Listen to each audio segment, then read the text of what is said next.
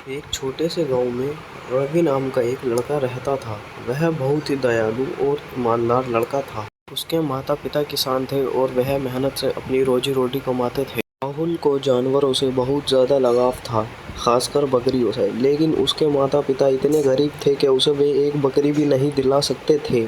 एक दिन राहुल जंगल में लकड़ियाँ इकट्ठा करने गया। वहाँ उसने देखा एक घायल बकरी जो बहुत ही अजीब लग रही थी।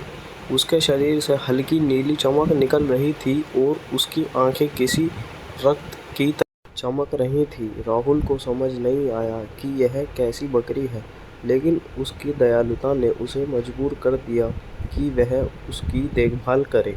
राहुल उसे अपने घर ले आया और उसका इलाज किया। कुछ दिनों बाद बकरी पूरी तरह से ठीक हो गई और राहुल के साथ रहने लगी। राहुल ने उसका नाम नीलू रख दिया। नीलू बाकी बकरियों से अलग, वह न सिर्फ समझदार थी बल्कि उसकी आंखों में जादुई चमक थी। जब एक रात राहुल सो रहा था तो नीलू ने हल्की आवाज में उसे पुकारा, राहुल राहुल। चौंक कर उठ गया। उसने देखा कि नीलू की आंखों में नीली रोशनी थी और वह इंसानों की तरह बोल रही थी। राहुल डर गया, लेकिन नीलू ने समझाया, डरो मत, मैं एक साधारण बकरी नहीं हूँ, मैं एक जादुई वादी का रक्षक हूँ। बरसों पहले कुछ बुरी शक्तियों ने उस वादी पर हमला किया था और मुझे वहाँ से भागना पड़ा। अब समय आ गया है कि मैं वापस जाऊँ और अपनी वादी को बचाऊँ, लेकिन इसके लिए मुझे तुम्हारी मदद की ज़रूरत है। राहुल को पहले विश्वास नहीं हुआ, लेकिन नीलू की आंखों में सच्चाई झलक रही थी। उसने हिम्मत जुटाई और पूछा, मैं कैसे तुम्हारी मदद कर सकता हूँ?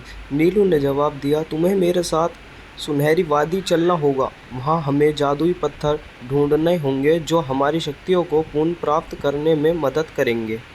राहुल अपने माता पिता से अनुमति लेने के बाद नीलू के साथ रास्ते में चल पड़ा। दोनों जंगलों, नदियों और पहाड़ों को पार करते हुए एक रहस्यमयी दरवाजे तक पहुँचे। नीलू ने एक मंत्र पढ़ा और दरवाज़ा अपने आप खुल गया। राहुल और नीलू अंदर चले गए। अंदर एक सुंदर वादी, जहाँ पेड़ सोने के पत्तों से ढके हुए थे और नदियों में चांदी जैसी चमकदार धारा बह रही थी। लेकिन सब कुछ शांत और वीरान था। नीलू ने बताया कि बुरी शक्ति के कारण वादी की सुंदरता फीकी और कमज़ोर पड़ गई है। वे जादुई पत्थर की खोज में आगे बढ़े, लेकिन तभी एक विशाल काला धुएं जैसे दानव उनके सामने आकर खड़ा हो गया।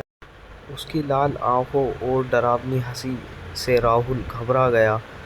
दानव गरजा और बोला, कौन हो तुम और यहाँ आने की कैसे हिम्मत हुई? तभी नीलू ने बहादुरी से कहा, यह हमारी वादी है और हम इसे बचाने आए हैं। दानव ने जोर से हंसते हुए कहा, कोई भी मुझे हराकर इस जगह को नहीं बचा सकता। फिर उसने उन दोनों पर हमला कर दिया। नीलू ने अपनी जादुई शक्तियों से एक ढाल बनाई जिससे वे सुरक्षित रहे। लेकिन दानव बहुत ही शक्तिशाली था। तभी राहुल को याद आया कि नीलू ने एक जादुई पत्थर के बारे में जिक्र किया था। उसने जल्दी से अपने चारों ओर देखा और उसे एक चट्टान के नीचे जादुई चमकता हुआ कुछ अजीब सा दिखाई दिया।